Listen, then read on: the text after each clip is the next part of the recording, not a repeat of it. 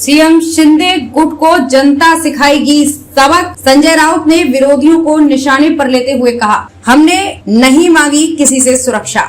CM Eknath Shinde और उनके समर्थकों को नींद में भी नहीं लगता है कि प्रदेश के लोग उन पर हमला कर रहे हैं। बागी गुट के लोग असली शिवसेना से डरे हुए हैं। महाराष्ट्र के नासिक में भगवान श्री त्र्यंबकेश्वर का दर्शन करने के बाद पत्रकारों से बातचीत में शिवसेना नेता संजय राउत ने एक बार फिर बीजेपी और सीएम शिंदे गुट पर हमला बोला। उन्होंने कहा कि शिंदे गुट ने शिवसेना को धोखा देने का काम किया है। अब महाराष्ट्र की जनता आने वाले सभी चुनावों में विरोधियों को सबक सिखाने का काम करेगी। आगामी चुनावों में उनकी हार तय है।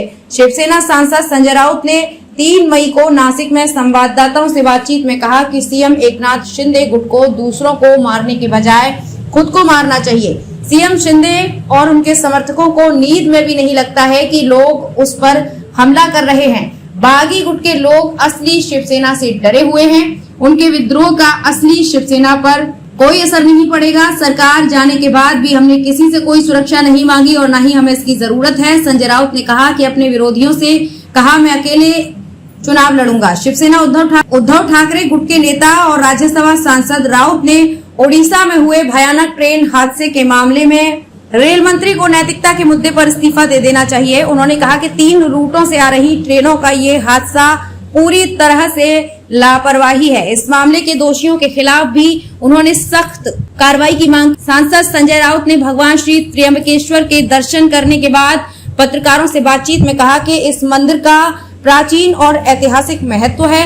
बीच के समय में कुछ बाहरी लोगों ने यहाँ की शांति में खलल डालने की कोशिश की, लेकिन यहाँ के लोगों ने धैर्य रखा और इस योजना को विफल कर दिया। गांव के लोगों से ऐसा कर उपद्रवियों को सबक सिखाने का काम किया। ये देश का एक आदर्श गांव है। इस मंदिर का प्राचीन और ऐतिहासिक महत्व है। बीच के समय में कुछ बाहरी लोगों ने यहाँ की शांति में खलल डालने की कोशिश की, लेकिन यहाँ के लोगों ने धैर्य रखा और इस योजना को विफल कर दिया।